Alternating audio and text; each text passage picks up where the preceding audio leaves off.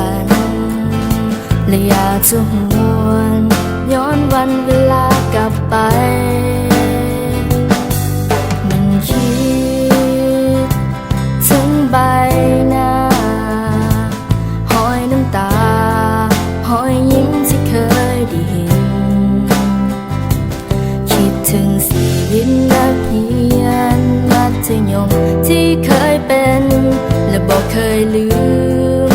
ว่าเฮาหากันเท่าใดห่างกันแสนไกลหัวใจยังเหมือนเก่าห่างกันเท่าใดหัวใจเฮาเหมือนเดิมห่างกันแสนนานความคิดถึงที่มีนับวันยิ่งเพิ่มเติมให้หัวเฮายังบ่ลืมกันและนับจากวันนี้บ่ว่าจะโดนเท่าใดจะให้สัญญาต่อกันว่าจะเก็บเอาความทรงจำของเฮาไว้ในหัวใจจะเก็บมันไว้และจะเป็นกำลังใจให้กันเมื่อวันต่อไปถ้าเจ้าอาจต้องเสียใจหรือเจ้าต้องมีน้ำตาคอยนึกถึงความทรงจำของเฮาวันนั้นในวันที่เฮาเคยอยู่เคียงข้างกันและมันยังคงจะเป็นแบบนั้นตลอดไป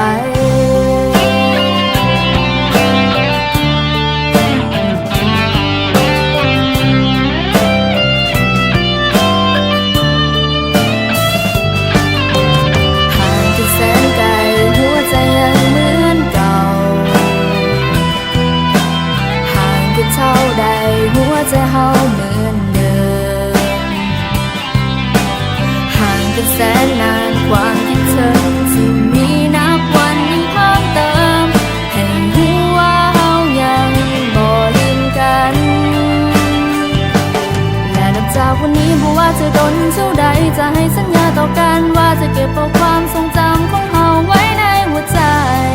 จะเก็บมันไว้และจะเป็นกำลังใจให้กันเมื่อในวันต่อไปถ้าเจ้าอาจต้องเสียใจหรือเจ้าต้องมีน้ำตาคอยนึกถึงความทรงจำของเฮาวันนั้น